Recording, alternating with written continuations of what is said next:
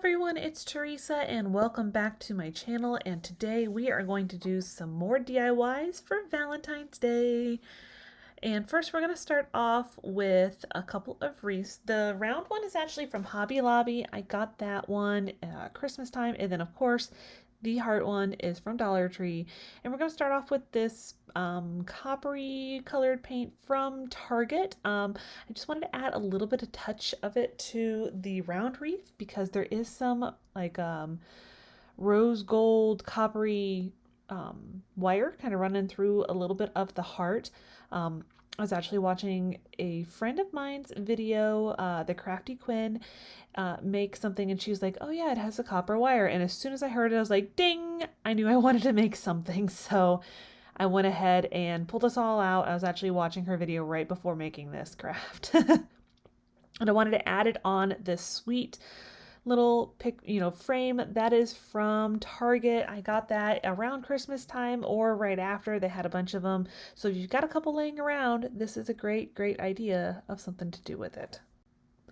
So we are just going to secure that with some hot glue, and then I was so lazy, I didn't wait for this to dry. It's like still wet from the rose gold copper paint. I was just so excited. I was like, I'm going to make it real quick.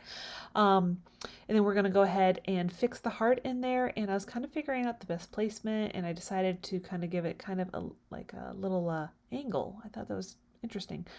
And what we're also going to do is we're going to actually add a little bit of paint to that as well. But I decided to glue it down first, which eventually you will see.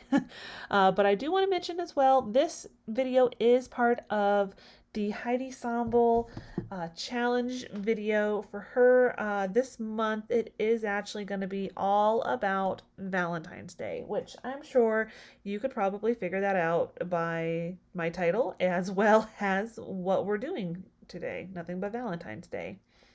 As always, her playlist and channel information will be down in the description box. Definitely go check out that playlist.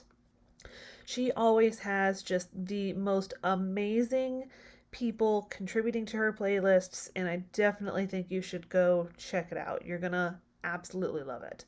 So we do fix the heart down to the wreath first, and add a little more glue than you think, because a lot of these what are they called, like willow wreaths, they're they're very gappy from the sticks and stuff. So you want to make sure that you get lots of glue kind of in there to keep it holding it down.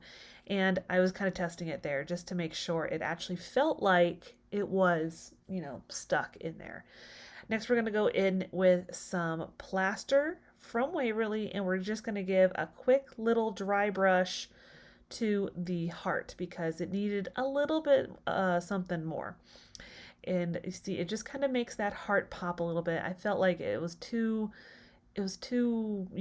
monotone color, if that's a right use of that word. It might not be. It probably isn't. It's late. So we're just going to give a quick little brushing of the white just to give it something, a little oomph.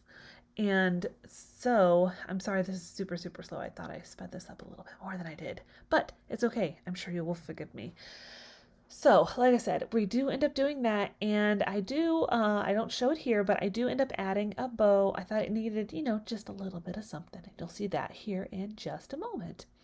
So here is the end result. I absolutely love it. I think it's adorable. All right, so for our next project, we are going to use these little shower rings from the Dollar Tree as well as some of their twine. And I ended up doing this with 8. This project started like a long time ago. I had the idea and I was like, you know what? I need to finish that, and this is a perfect opportunity. So the way I have discovered is best after doing 8 of these is to put the glue on the bottom underside of the shower ring. Make sure your little closure part is closed, so you are, making sure you're doing it right. You're going to need a lot more glue for those little humps, if that's what we're going to call them. That's what I'm going to call them, at least, is little humps. You want to make sure you put lots of glue on the underside of it because it's going to have a tendency to kind of slide around and slide down. And as you can see here, what I ended up doing is I cut the twine. Obviously this is too short. It's not going to go all the way around this ring, but I did that just because it's a lot easier to pull a small section through rather than having one that is, you know, like 3 feet long going around.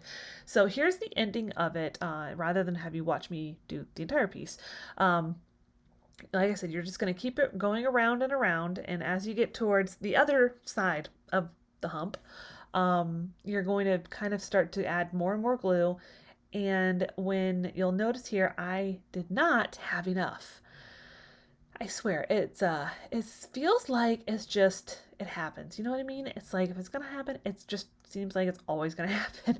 So again, you're going to put your glue on the bottom underside part of it. And then when you get to the little opening part, you're just going to slather that guy with a lot of glue, because we are going to make these little napkin rings.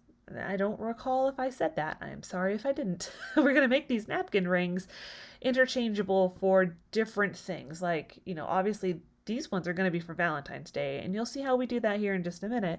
But we are going to finish it off with a magnet.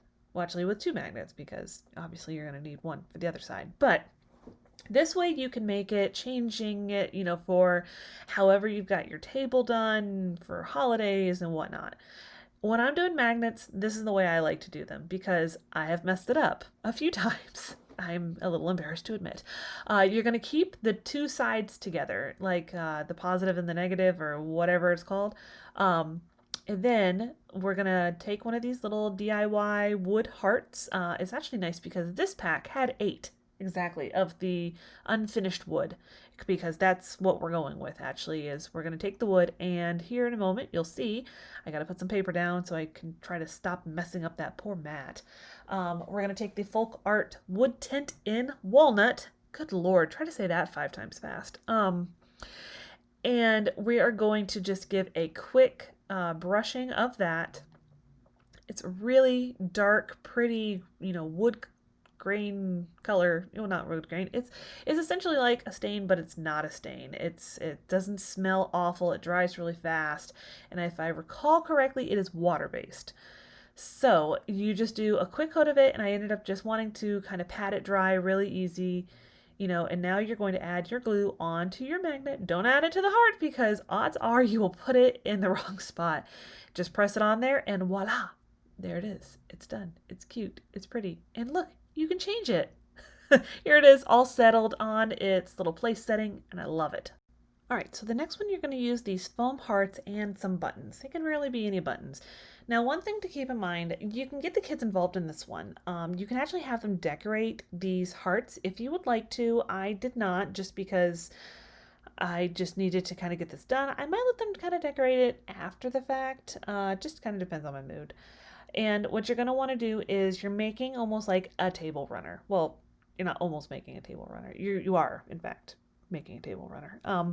You're just going to glue them together. And when I did this, I was trying to make sure I was really very conscious of the pattern of it. These are the 3 colors you get in the pack. You're just basically going to glue them. I wanted to do like purple, red, pink, and then I made sure like the overlapping was the same, you know, like the purple went over the red, and then the red went over the pink, like that way it was in order. And then you're just going to glue down your buttons, and that's pretty much it. And then you'll see here it all is on the table, really cute, and you'll see this table again soon. Here is another one for you.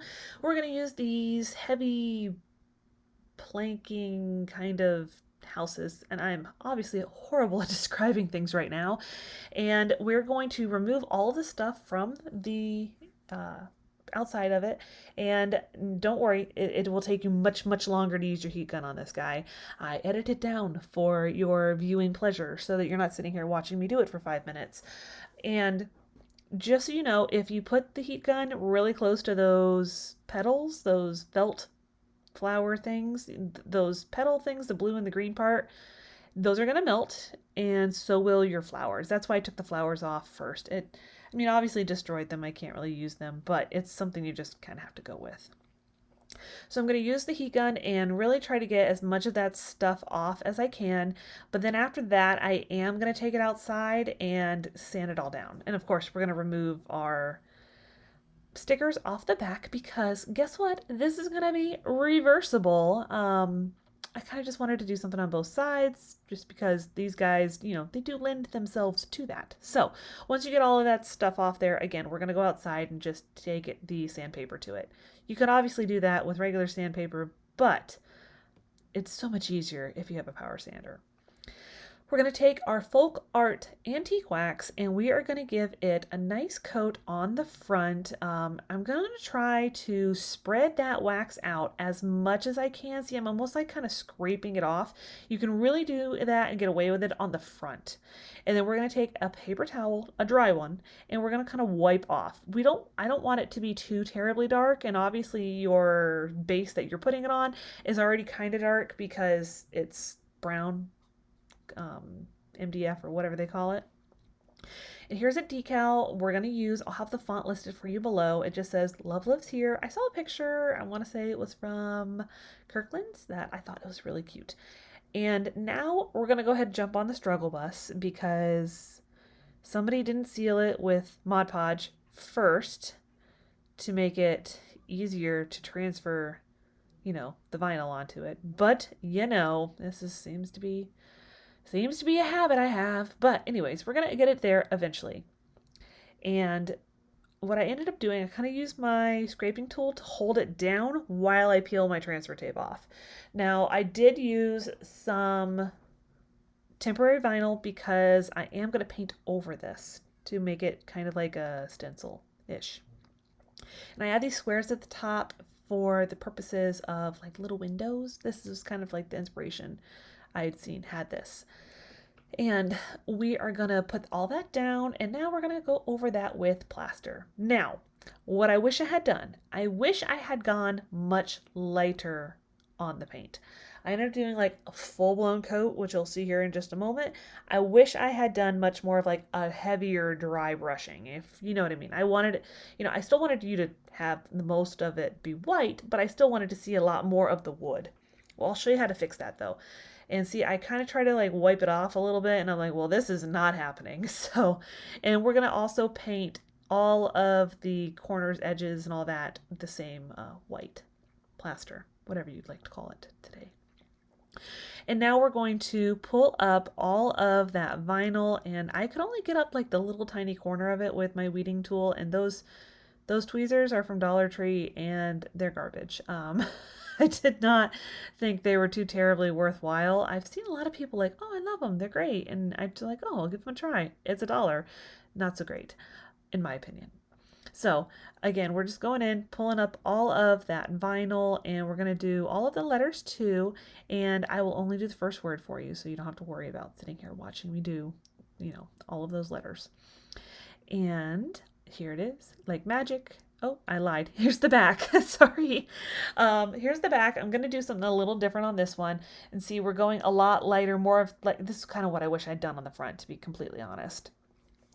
And really, I had actually started off with a decal to do on this side, but this side was much thicker and I did not let it sit anywhere near as long with the antique wax. So I'm going to use this wood cutout from the Dollar Tree instead. It comes in a pack of 8 instead of 5. That's even better deal than it was at, you know, Christmas. So we're going to just kind of outline it a little bit. This was a Arteza, however you say it, pen. Thank you, Santa. This is amazing. I love it. And it does, just so you know, if you have these or haven't used them or get them or whatever, it takes some pressing to get that paint down into the tip of the marker, FYI. But I wanted it to stand out a little bit, but I didn't really want it to, I didn't want to paint it. I didn't want to make it a different color.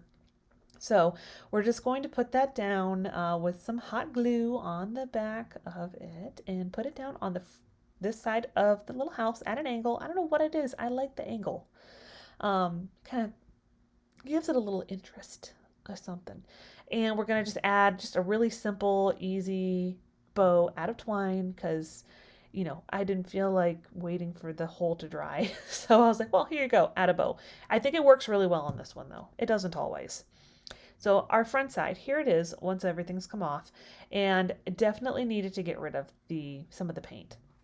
So I do take the sanding block from the Dollar Tree, and I'm going to use the rougher side. I tried to use the smoother side, the finer grit. It just didn't work for me. So I ended up going in with the rougher side, and you see, once you kind of get into it, you really get some of that white off, and I think it made a big difference. I like it much better with that rustic feel to it.